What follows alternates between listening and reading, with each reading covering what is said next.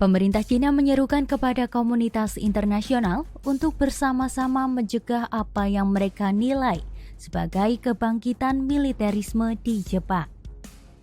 Seruan tersebut disampaikan juru bicara Kementerian Pertahanan Cina Zhang Xiaogang pada Kamis 25 Desember 2025.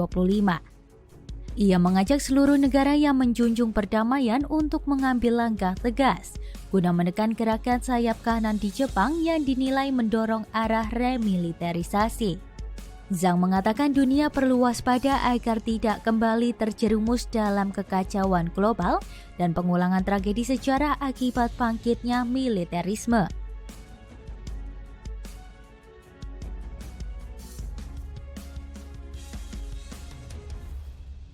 Menurutnya, dalam beberapa tahun terakhir, Jepang menunjukkan berbagai langkah yang mengarah pada penguatan militer yang dinilai semakin menampakkan tanda-tanda kebangkitan militerisme secara terbuka.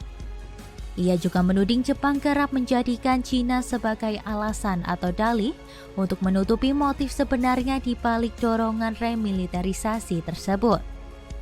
Dalam kesempatan yang sama, Zhang menegaskan kebijakan anggaran pertahanan Cina bersifat wajar dan moderat, dengan proporsi belanja militer terhadap produk domestik bruto berada di bawah rata-rata global. Pernyataan Cina ini muncul setelah laporan kantor berita Kyodo pada 18 Desember lalu mengungkapkan pernyataan seorang pejabat keamanan nasional dari kantor Perdana Menteri Jepang Sanae Takaichi. Pejabat tersebut yang berbicara secara informal dan tidak untuk dikutip secara resmi, menyatakan bahwa Jepang seharusnya memiliki senjata nuklir dengan alasan perlindungan diri karena pada akhirnya sebuah negara hanya bisa bergantung pada kekuatannya sendiri. Namun pejabat tersebut belum membahas wacana revisi prinsip-prinsip non-nuklir Jepang secara resmi dengan Perdana Menteri Takaichi, karena isu tersebut dinilai sangat sensitif dan berpotensi memicu perpecahan opini publik di dalam negeri. Sementara itu, juru bicara Kementerian Luar Negeri Cina Lin Jian turut menyampaikan kekhawatiran serupa. Ia mengatakan dalam beberapa tahun terakhir, kekuatan sayap kanan di Jepang terus mendorong peningkatan kemampuan militer.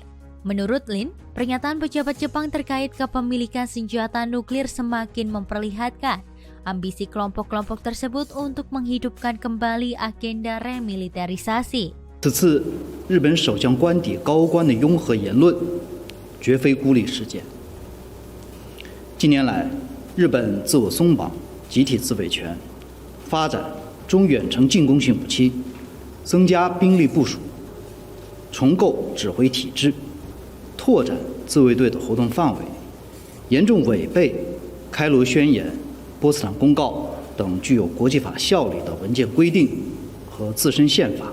Diketahui, Majelis Tinggi Parlemen Jepang menyetujui anggaran tambahan tahun fiskal 2025 yang secara resmi mengerek belanja pertahanan negara itu ke level tertinggi sepanjang sejarah. Dengan tambahan dana 1,1 triliun yen, total anggaran pertahanan Jepang tahun depan mencapai sekitar 11 triliun yen atau setara 2% dari PDB. Lonjakan belanja militer ini memicu kritik dan penolakan luas.